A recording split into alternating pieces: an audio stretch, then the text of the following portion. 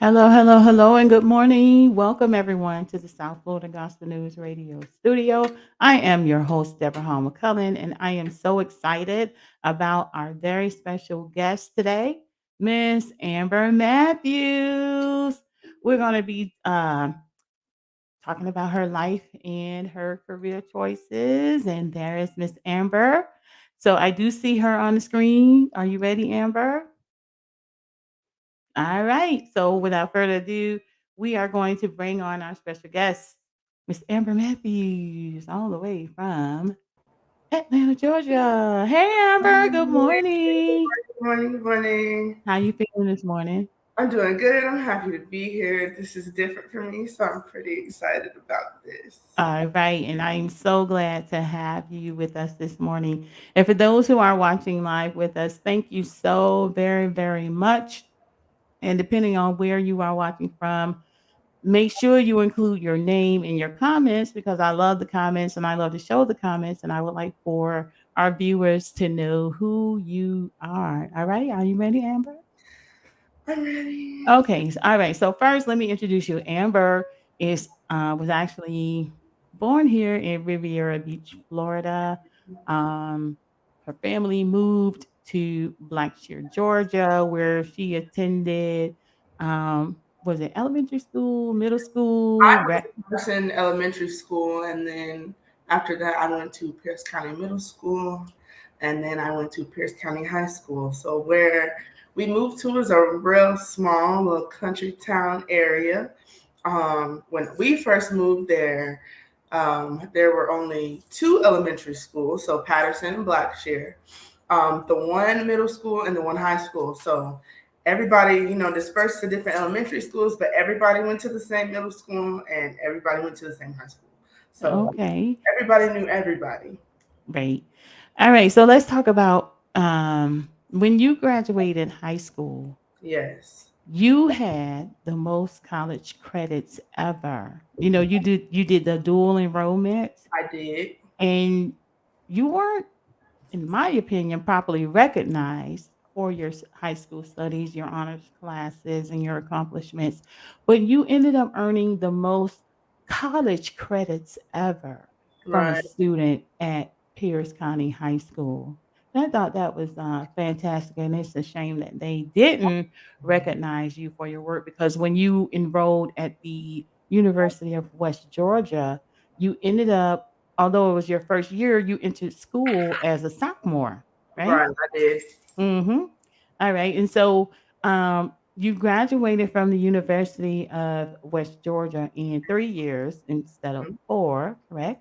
I did. Okay, so tell us, what did you study while you were at the University of West Georgia, and what was your experience like there? My major was in speech language pathology. Um, West Georgia is honestly a very, very beautiful campus, very involving in a lot of things. I know when I first got there, I was a little skeptical because I'm very family oriented, and just to be away from my family like that, it was, a different journey for me.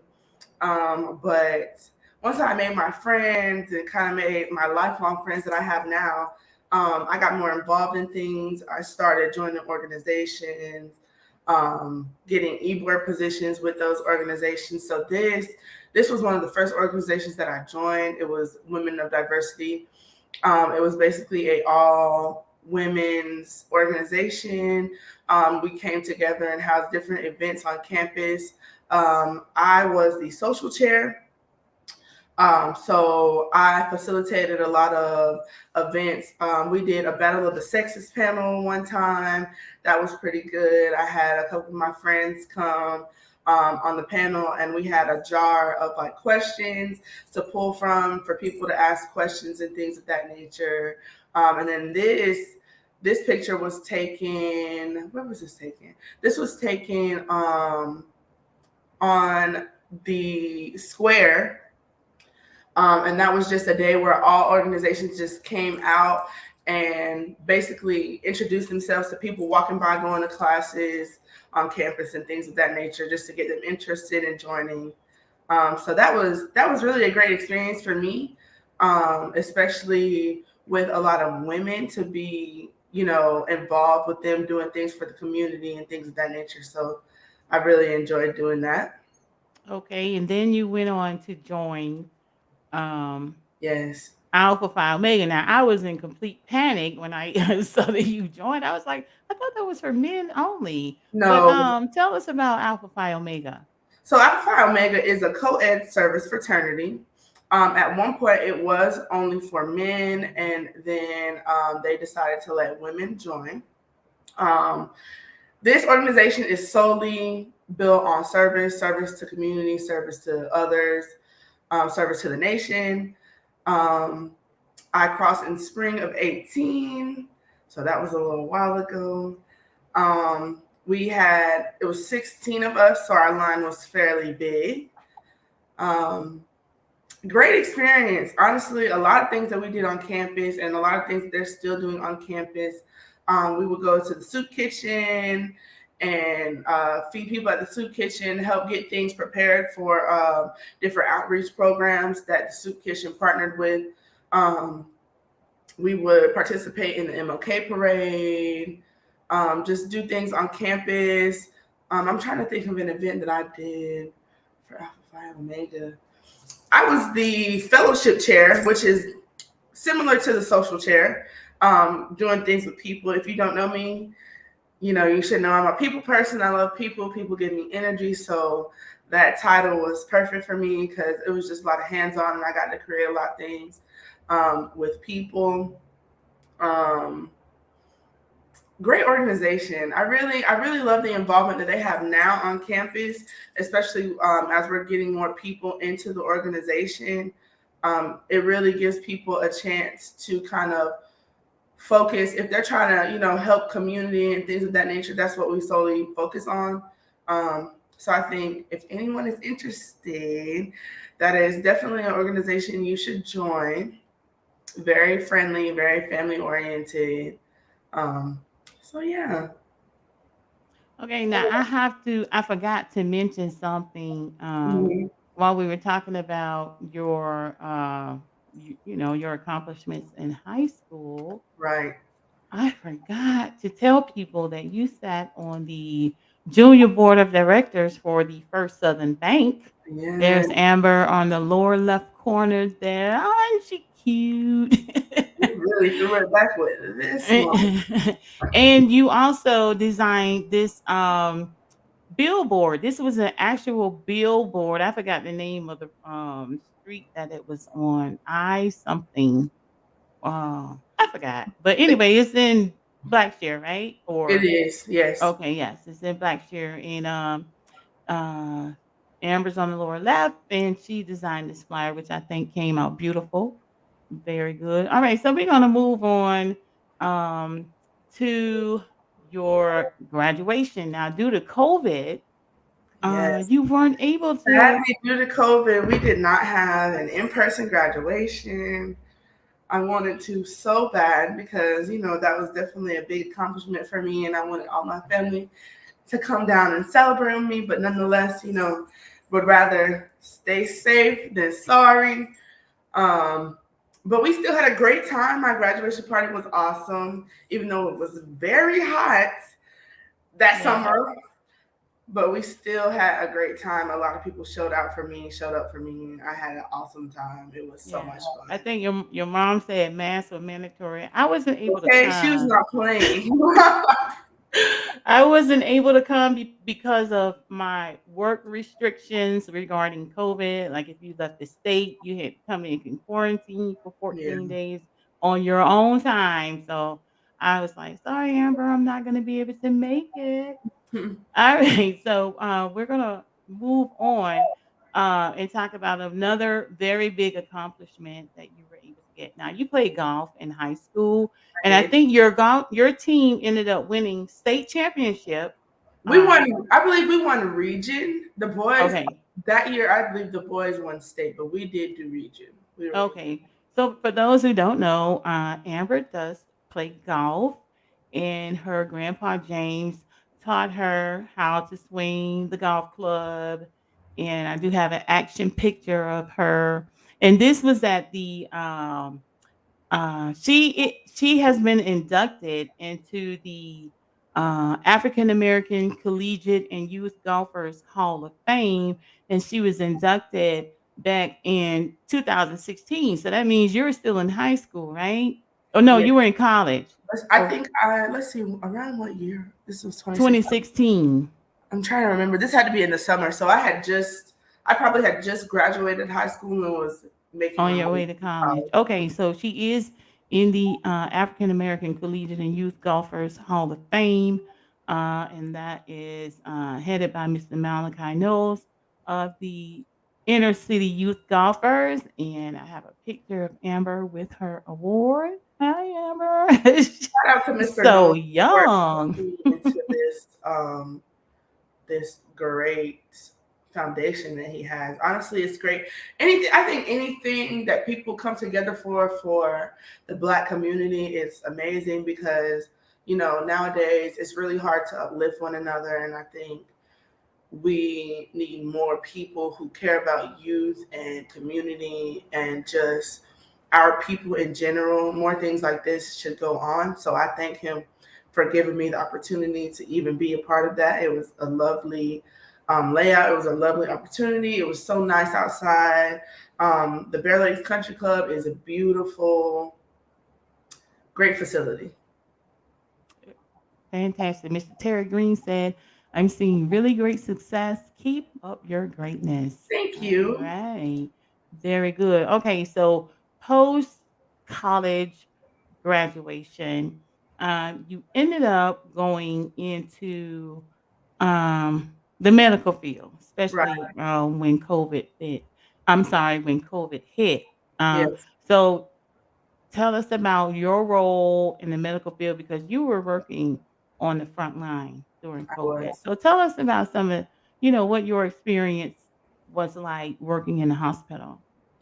So just to baseline, I started working in healthcare in 2018.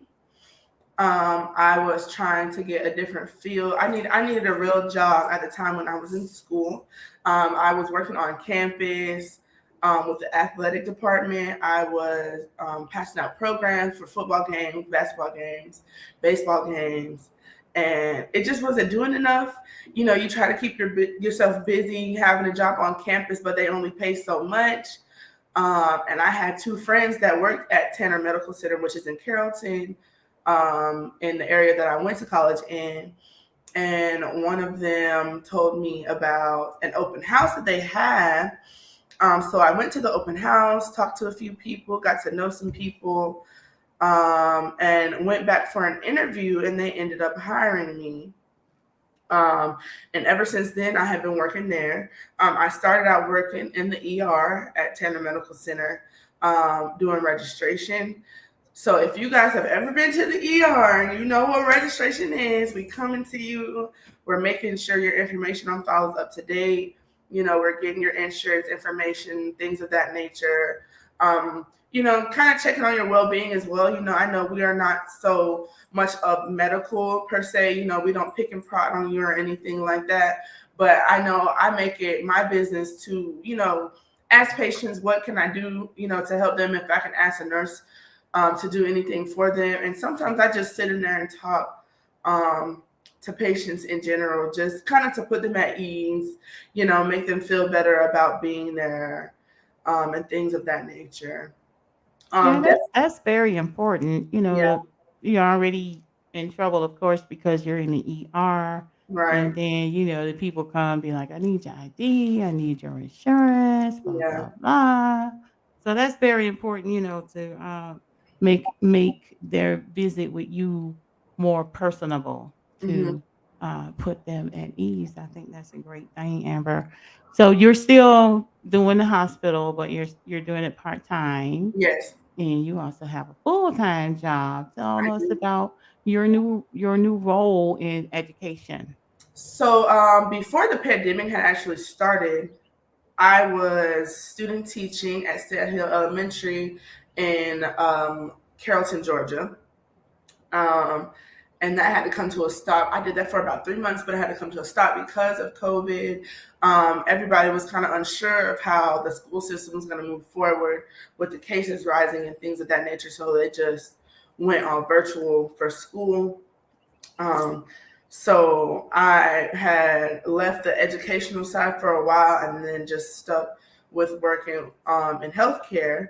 And I transitioned on to Wellstar Cobb Hospital, which is a which is the hospital I currently work at now. I was working there full time in the ER as well. And then I kind of told myself, I'm like, my degree can either be used in healthcare, it can be used in education. And I started applying to jobs in education, trying to see if I can get my foot in the door with that. And I heard back from, a good bit of schools. And while I was home, I can't remember what vacation it was, but I was home. And I did an interview with them. And then I came back here and they wanted to hire me. So currently I work at Brighton Academy. It's a charter school in Douglasville, Georgia, for K through 8th grade. I love it there. I love the children. I work with middle school grades, so 6th through 8th grade. And I know sometimes people be like, "Ooh, I don't see how you do it," but I honestly love it. And I feel like, the age I'm at, I kind of relate to them a little bit more because I understand, what they're going through. A lot of them are getting ready to transition into high school. Some of them are getting ready to transition to 7th and 8th grade. So it's a lot of developmental things that they're going through, a lot, identity crises and things of that nature. So I'm just happy to be a part of this crew that I work with the staff that I work with. It honestly feels like a family. Um, and, I'm just happy, to help to impact the students. I started out in January, so it's March now. So I've been there for a little over 3 months now. Mhm. And I know more of the kids' names now. I know when I first started working there, I was trying to get to know faces and names. And I still am learning some kids' names, but they all love me. Um, they come to me and talk about just about anything they need help with. So I am a SPED parapro. I'm also a reading and English language arts parapro. So students who are struggling with their language arts, with their reading, students that just need a little bit more help in the classroom. I focus in on those students. I pull them out of class. I make sure they're doing okay, make sure they're at task with the things and assignments that they have to complete for the week, and things of that nature. So I really love what I do. Um, Mhm. it's really rewarding. You see around the world now, teachers are very underpaid. That is the true reality of teaching. Um, but I tell people all the time, for me, it's really not about the money. And a lot of people are like, well, why not? Like, yeah, pay is okay, it's fine. But for me, it's more so making the impact with the kids, being there for them, being an advocate for them, helping them with things that they struggle with. Because when I was growing up, I had people help me like that. And I just want to give that back to them now at my age, because I'm capable of doing it. So why not? So that's why I'm happy where I'm at. Absolutely, Amber. Very good. So we're gonna since we're celebrating Women's History Month, and I Yes. received some instructions from your Uncle Jimmy about what to talk about. He wants me to discuss um women's suffrage, our role as women and opportunities that are available to us or not available to us as African American women and the things that we go through. We could use Ketanji Brown Jackson as an example. Here's a woman who's educated, decorated, and they're giving her such a hard time. Of course. Um, and that was actually a job interview to get a seat on the Supreme Court. So let's talk a little bit about that, and some of the challenge that you face as a woman in the workplace. Where people think, and especially as a black woman in the workplace, where they think that you are limited in your knowledge and your ability to do things. Let's talk a little bit about your experience in that. Ooh, If you have any, I you're surely mhm. do. I'm not sure how I really want to start this off. Okay, when I was working for Tanner, I had a boss who was one of us. And there were many Black women who worked at the time in the ED department for registration.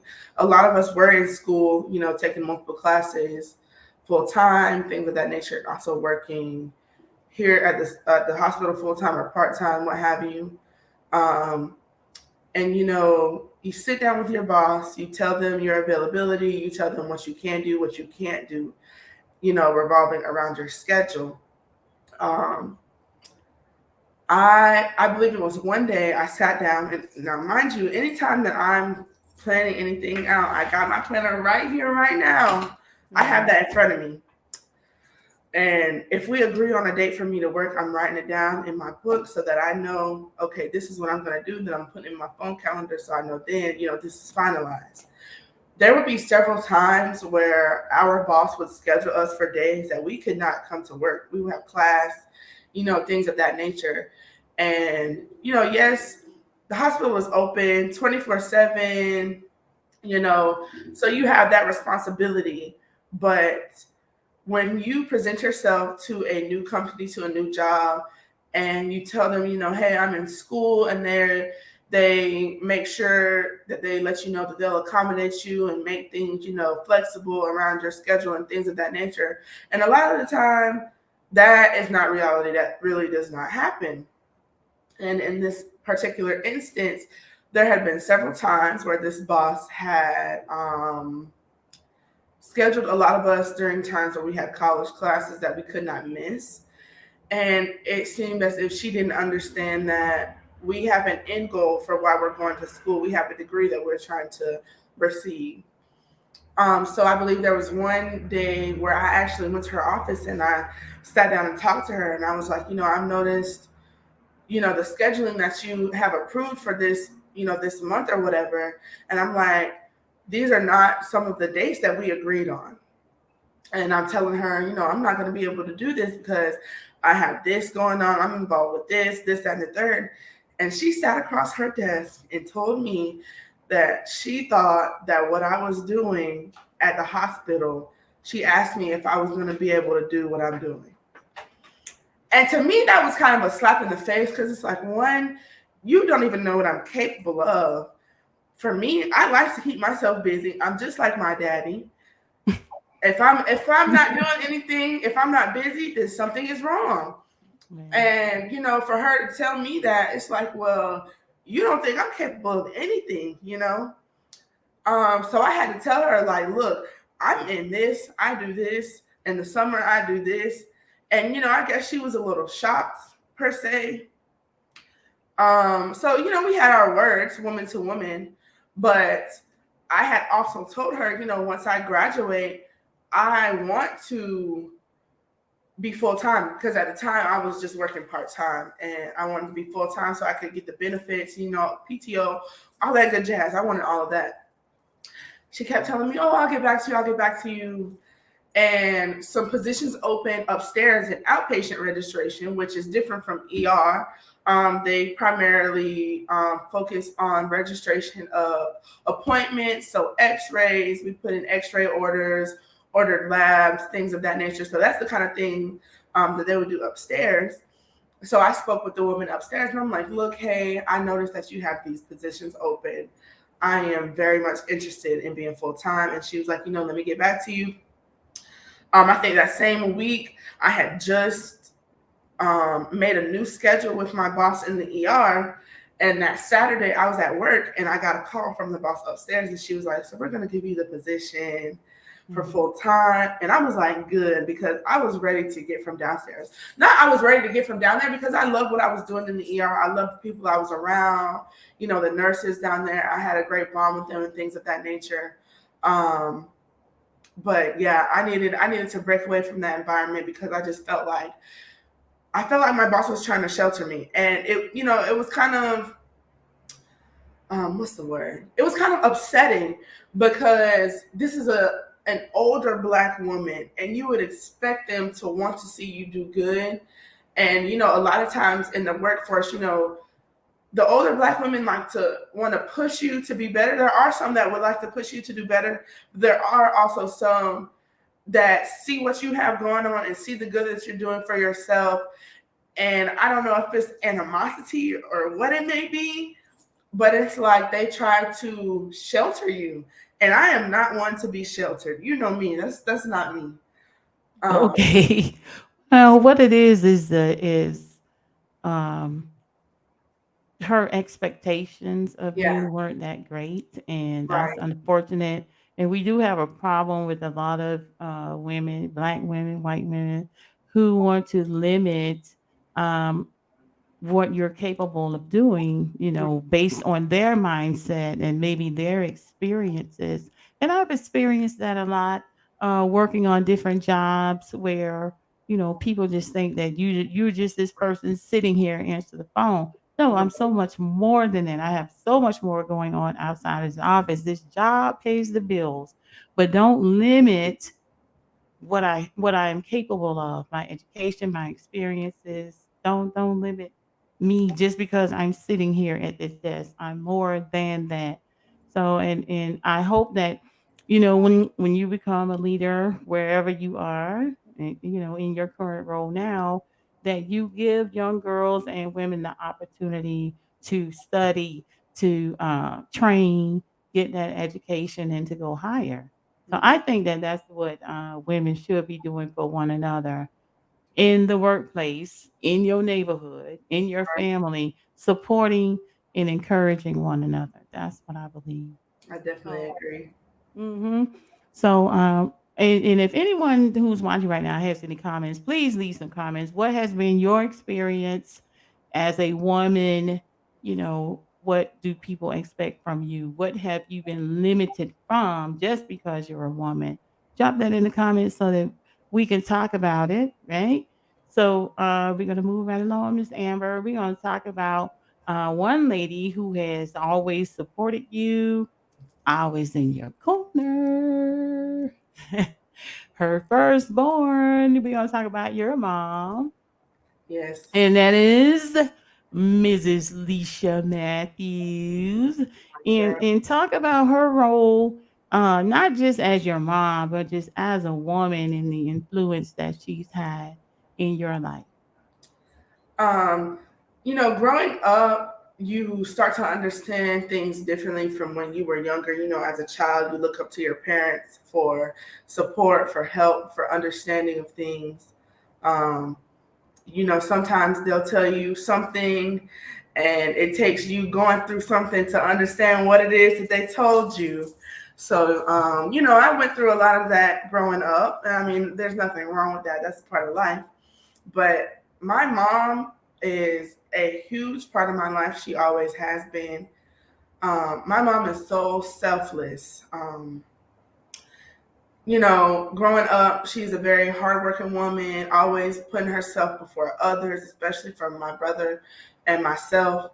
Um, Very diligent in the work that she does, very loving, very caring, very spiritual, very religious. I'm so happy to have her as my mom.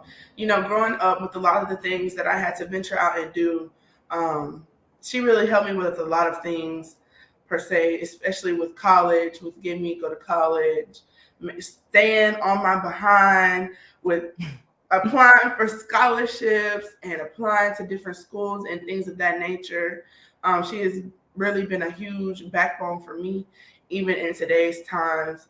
I tell my friends and I tell a lot of people that I know, I talk to my parents every day. I don't have to, but I do. And it's a second nature to me because I've done it for so long. I grew up very family oriented. When we were in school, it wasn't much of going out to eat. We ate as a family at the dinner table, no phones at the dinner table. My mama did not play that. We were going to sit down and have a nice conversation, ask each other how we were doing, how our day was doing. And, even though my brother and I are off in our lives now, and my parents, are getting a little, they in a relaxation Look, period. good. Don't say older. I like that relaxation period. In their relaxation period, we don't have as much time as we used to always come together. But when we do come together, it's always a great time. We always, stay up late talking. When we were last home in Florida, I kid you not, we probably stayed up to about 2 in the morning just talking about stuff. And I'm so thankful, and I thank God that I'm able to talk to them the way that I do talk to them, and be very transparent with them about the things that I go through, and even some of the things that they have to deal with as well. And I think it better prepares me to become more of an adult. Yeah. Even though this adulting ain't no joke. I tried to tell you, 12th grade-ish, 12th grade, going into college, I tried to tell you, you Yeah. know. She's an amazing woman, always there for me, always keeping me laughing. We always got to cut up every now and then. But mom, if you're watching, I love you. I Well, love you so much. growing up, for those who don't know, Amber is my niece. Her mom is my sister. And growing up, people always thought we were twins. That is until I got taller than her. And I'd be like, no, she's the short one. And I remember my mom telling me that they saw her in the mall down here. And back at, I think it was Palm Beach Mall back then. Hmm. And the person would say, Deborah, Deborah, Deborah Hall, I know you hear me talking to you. And of course, she didn't answer because it was my sister and not me. But I gotten that, all my life. Are you guys twins? No, we're not twins. She's the short one. That's my running joke on that. But we do love her. And, your family is the coolest around. And, when you guys were down here, what was that, last month? We Yeah, had the best time ever with the time that I got to spend with you guys. it We had a was great fun. time. It's Yes. always a good time. So I'm going to show your family photo and then you can tell everyone who they are. Okay, well, we got the swole man here, Mr. Which one is the soul? Mr. Renard Matthews Jr. Oh God. That's new to me. All In right, high school, soul they used to call man. him, they would call him Big Swole in high school.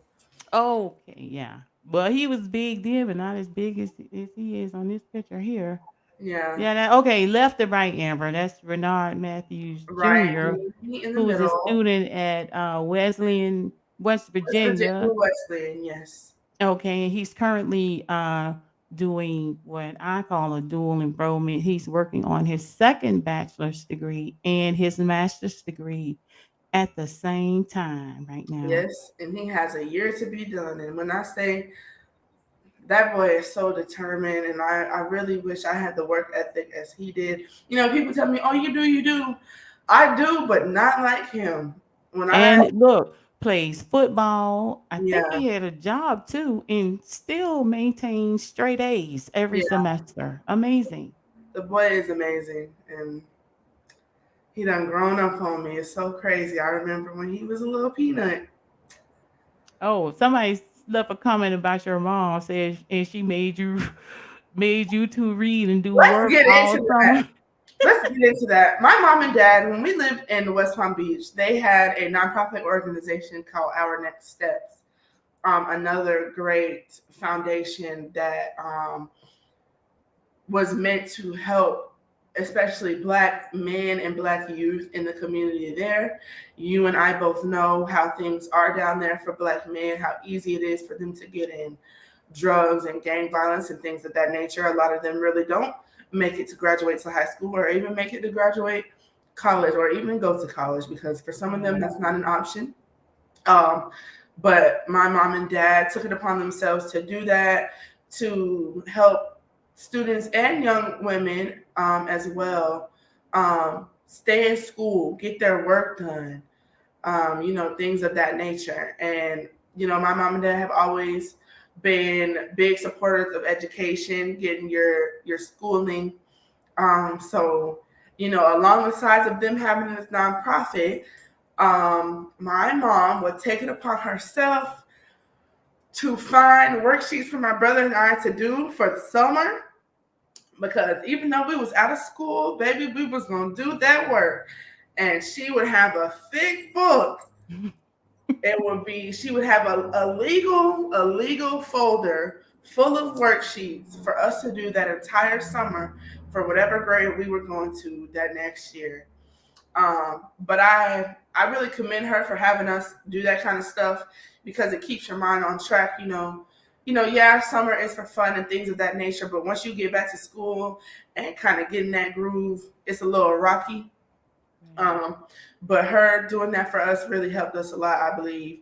And I'm You actually, know, and even before you guys were born, while you were still in the womb, she would play classical music. oh yeah, When in the crib, she would play that music. It was I all didn't things even say that positive and because everything educational. I would listen to, especially in high school and middle school, my radio. I would listen to NPR radio. Yes. Um, and at night they would play classical music, so that's what I would go to sleep with and then wake up to. So it's funny how history repeats itself sometimes. Okay. But So let's go back to this family picture.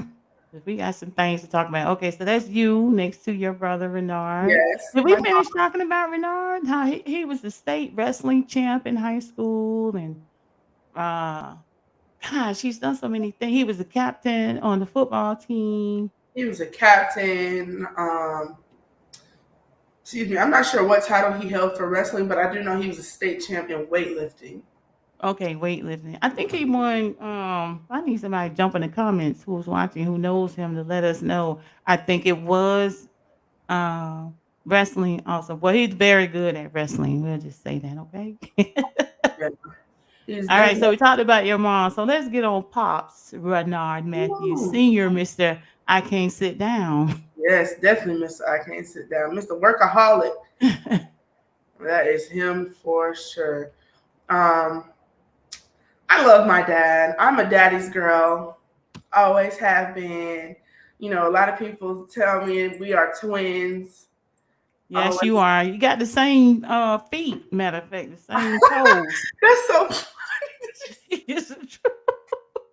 Yeah, I got the same Oh feet. my gosh.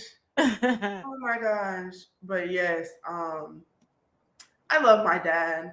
A lot of people don't get the opportunity to say that their father or their mother, both of their parents, are present in their lives.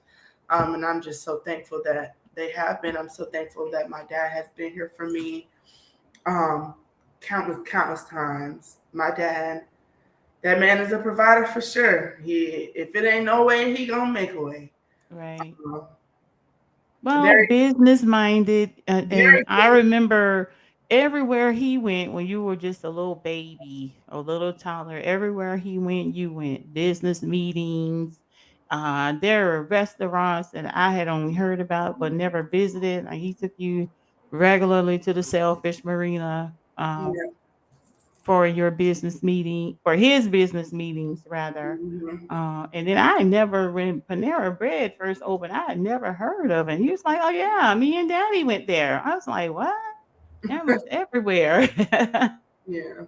But yeah, he's right now he is retired, but But still working, baby. and also very helpful. If you ask him for something, he's gonna tell you, "Yes, yes, I can. No, I can't." And Yeah. another thing I love about your dad is, um, the, love that he has for his mom and dad, your Oh yeah. grandparents, Mr. and Mrs. Matthews, and how he makes a way to from Georgia to Florida to come take care of them, take care of their business, and it's not easy, it's a lot of work, especially trying to do it long distance. It's not easy at Definitely. all, but he always, makes a way, and, my sister will be retiring soon, praise the Lord, Yeah. and they're gonna be traveling, camping and all of that good stuff. So I appreciate the way that they raised you and Bernard Jr. Good ethics, God first, stayed in the church and included the village, which is both sides of the family, Mhm. extended family and friends. So we thank them for the goodness that they have instilled in you. You want to say anything else about your family? Um, I'm really just happy that God gave these two to be my parents. My mom and dad do a lot for me. They do a lot for my brother. Even as we have gotten older, being more on our own and trying to learn the ways of the world. Um, like I said, with the conversations we have, the conversations are just so real, with different things that they have gone through in their life, in their marriage, with different things to expect from people, especially growing up when you're learning people and trying to make friends and things of that nature, they tell you the things that you don't want to hear. But, later on down the line, you start realizing, well, they were right about this and things of that nature. But I'm just glad, for the advice that they do give me so I can take it on with me and carry it with me to give that same advice to, other people and to use later on in my life for when those situations arise again or things like that. Um, I wouldn't trade them for the world. They mean so much to me. They really do. Anytime I go home, I don't go home as much as I used to anymore because, I'm busy and I have things of my own to tend to. But whenever I do go home, I make it my business to be of service to them, whatever they got going on. I'm home to be home, to help my family, to help my parents, get my hands dirty if I have to. Um, so I'm just happy to be able to do for them now how they did for me when I was growing up. Very good. And another thing I love is your relationship with both sets of your grandparents, your Oh your yeah, grandpa James, your grandma Mary, and how you could just pick up the phone and call them, yeah, and they're right there to talk to you. You're able to go visit. I think that's wonderful. A lot of kids don't get that, especially from both sides of the yeah. family. I think that's a wonderful thing. It's really a blessing, and I tell people all the time I'm so thankful to still have both sets of my grandparents here on my 23 years of living. My birthday is next Friday. I'll be 24, but Okay, so her birthday is April 1st, next Friday. So y'all don't forget, put that on your calendar. We'll shout Amber out on April 1st for her birthday. but back to them. With the transparency and just talking, especially with you know them being older. Sorry, grandma and grandpa, but but they also give me a lot of advice on things, especially Grandpa James. I get on the phone. I get on the phone and I can talk to Grandpa James for hours. We might Right. not talk about nothing and we might talk about something, but at the end of the conversation, I'm gonna leave with a message from him. It's gonna be Right. something that's gonna stick with me. It's gonna be real. We gonna laugh, you know. Yeah. So same thing with Grandma Mary. Grandma Mary is an uplifter. Both of them, especially Grandma Mary, she is really an advocate for African American people, for our Black people. She believes in women empowerment. You know, you did a segment on her with the books that she has, and I'm currently helping her um, retype some of the poems that she has given me. Oh, you are? Yes, to look over. And ooh, I also did a poem of my own, but I have to show it to her to see if she would want to add that. But and then same thing for my dad's parents. My grandpa Matthews, love him, love him, love him, love him so much. Grandpa Matthews is the anchor of that family, and that's my road dog too. Yeah. I don't play about my grandparents when it comes to me. I'm there for them. I'm there to help them. I'm there to do whatever I can for them. My grandma Betty, another woman in my life who has been steadfast in, working in the school system. She was a home ec teacher, I believe, for 30 something years. And same thing with her, being on community. Um, Betty Matthews and Miss Dawson, Miss Dolores Dawson, um, they both, I can't remember the name of the little foundation they have back at home. I don't know if it's Fireside. I can't remember, but they cook food for these children and people at this community park. They do that. I don't know how often they do it, but I'm pretty sure it's very often. You know, they're still involved. They're not letting that age hold them back of doing anything that they can do for their community. And I think that's one thing that I really love about my grandma Betty a lot, is how, you know, she is also selfless as well, Mhm. always doing for others and things of that nature. Yeah. So I think, you know, a lot of that has rubbed off on me, and you know I can't help but to not want to be involved in things like that. So I'm really just thankful. I'm thankful for the family that I have, you know, how oriented we are with one another. You know, we might not talk every day, but when we do talk, we do make sure we catch up, tell each other we love each other, see how we're doing. So it's always a good time. Yes, always. And I think, with the things that you have accomplished, your involvement, your engagement, especially in social issues, I don't think we would expect anything less of you. So Yeah. that's kind of something that we demand from you, you all do of me. So we always want to do excellent. We want always want to stay engaged and involved. All right. So we've talked for a good little bit here. We have. I had some jokes that I was gonna crack, but I can't remember. I wrote them down. Not some I don't jokes. know what I did with my paper. Not some jokes. Oh, let's talk about one more thing as a side note. And thank you for celebrating Women's History with us in the South Florida Gospel News Radio studio today. Thank you, everyone, for your support and your comments.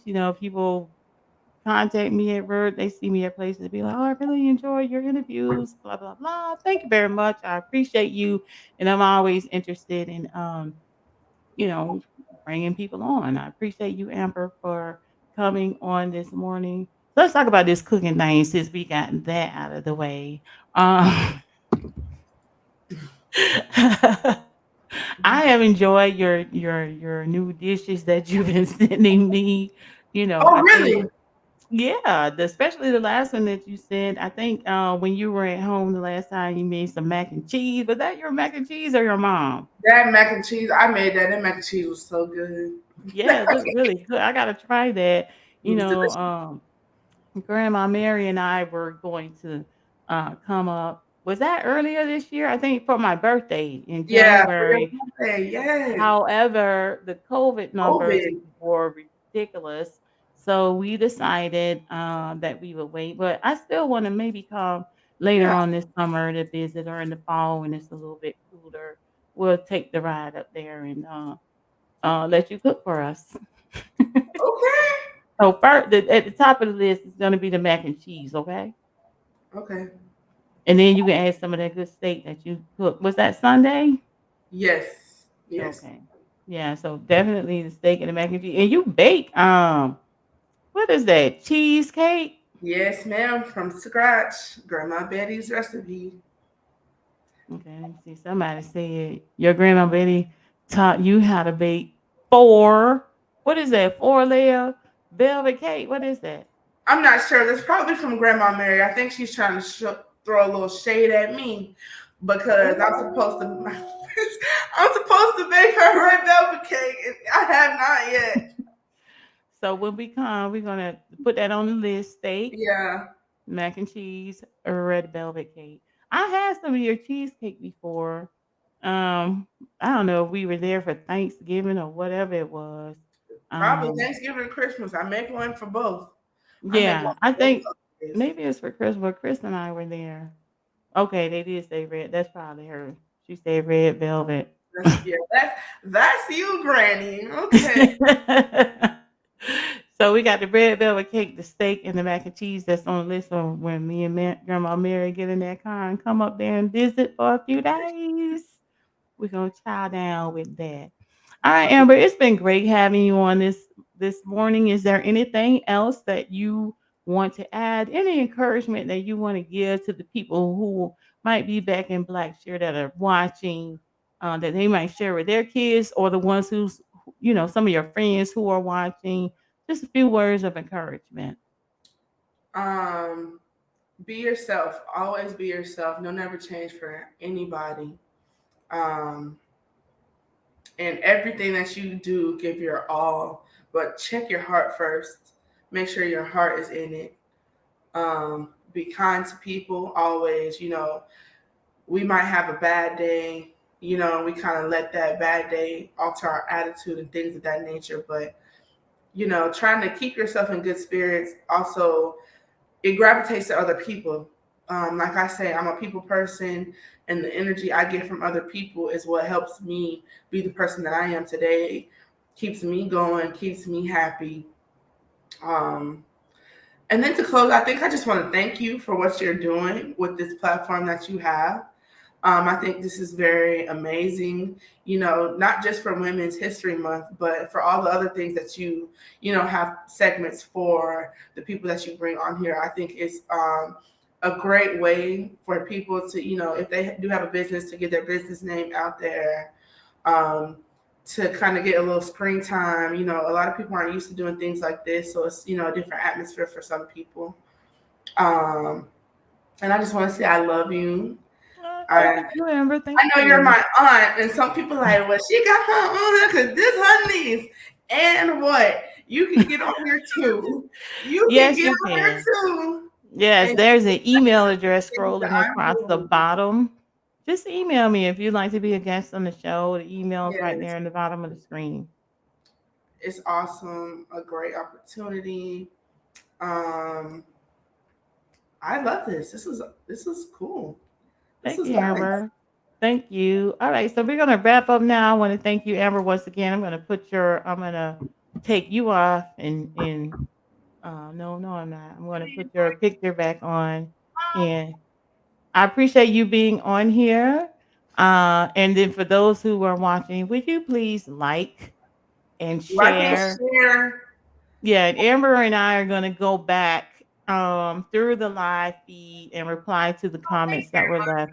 So what happens with the comments for those who didn't include their name, it just has your comment without your picture and your name.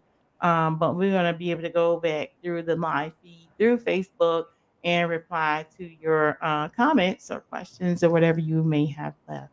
So with that being said, I want to thank you everyone for tuning in, liking, sharing, and commenting. Thank you for watching South Florida Gospel Radio in the studio. I'll be back next Saturday with another guest. And you know what? I'm supposed to bring on listen at me I'm supposed to bring on the Riviera Beach Master Gardener, Christopher McCullin. Ooh, that's gonna be nice.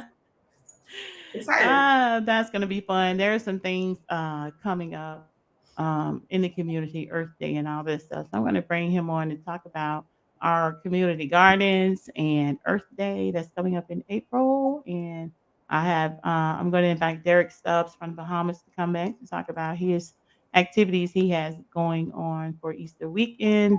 I'm sorry, Derek is a radio announcer at the 103.7 in Freeport, Grand Bahamas. All right, y'all. Much love. Thank you, Amber, once again. Thank you for having me. I love All you. right. I love you too. And we'll talk later, y'all. Have a great weekend. Bye. Bye bye.